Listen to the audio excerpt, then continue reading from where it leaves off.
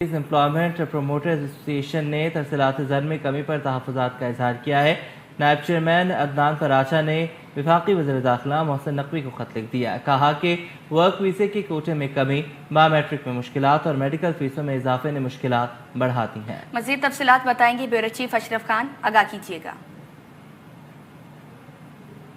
جی یہاں پہ دیکھا جائے پاکستان اوورسیز پروموٹر ایسوسیشن خدشات کا اظہار کر دیا کہ اگلے سالوں میں جو ترسیلات زر کم ہو سکتی ہیں۔ کیا خدشات ہیں، اس کے لیے وفاقی وزیر داخلہ محسن نقوی کو جو خط بھی لکھا ہے اس میں خدشات کا کیا اظہار کیا ہے جانتے ہیں۔ Pakistan overseas employment promoter association کے نائب چیئرمین عدنان فراچا ہمارے ساتھ موجود ہیں۔ کیا خدشات ہیں؟ ترسیلات زر تو 33-34 ارب ڈالر ہم دیکھ رہے ہیں رواں مالی سال، تو کیوں کمی ہو رہی ہے؟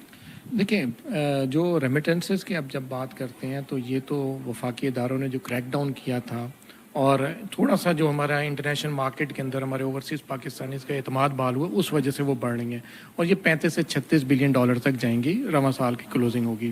لیکن یہ ہے کہ ان ریمیٹنسز میں آنے والے وقت میں کمی دیکھی جا سکتی ہے، کیونکہ ہم دیکھیں گریجولی ہم 2022 کے بعد ہماری ورک فورس کا بزنس کم ہو رہا ہے۔ گورنمنٹ آف پاکستان، ہمارے پرائم منسٹر صاحب اسکل ڈیولپمنٹ کے اوپر بلینز آف روپیز مختلف اداروں کو انہوں نے دیے ہیں، لیکن یہ ہے کہ ہمارا ورک فورس کا بزنس نہیں بڑھ پا رہا۔ اس میں ہماری جو اسکلڈ، ہائیلی اسکلڈ پروفیشنل جو مارکیٹ میں آلریڈی اویلیبل ہے ان کو بھی ٹیک اپ کرنے کی ضرورت ہے، ان کو بھی پلیٹ فارم دینے کی ضرورت ہے۔ باقی ہمارے اوورسیز پروموٹرز کے مسائل ہیں، دیکھیں مسائل یہ ہمارا مین چنک ہے سعودی عربیہ۔ سعودی عربیہ میں ہمارا ورک فورس کا بزنس کم ہو رہا ہے، ہمارے بلو کالر جابس کے جو لوگ جا رہے ہیں، ہمارے میڈیکل کی فیسز ہماری بڑھا دی گئی ہیں، پھر دوبارہ بڑھا دی گئی ہیں۔ بایو میٹرک کے اندر پرابلم ہے، بچے ہماری جو یوتھ ہے صبح 5-6 بجے لائن میں لگتی ہے، شام 5-6 بجے تک لگتی ہے اور اس کو اضافی فیسز دینی پڑ رہی ہیں۔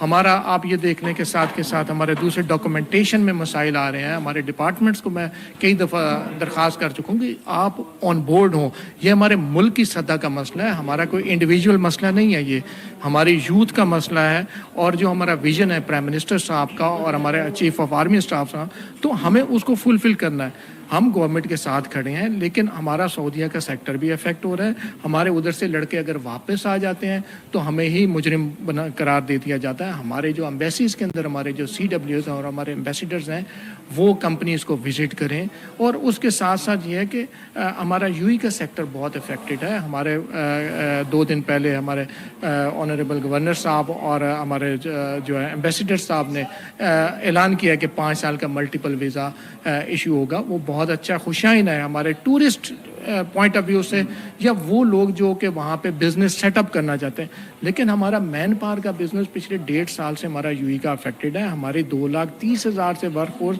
کم ہوتے ہوتے 80-90 ہزار پہ آ گئی ہے۔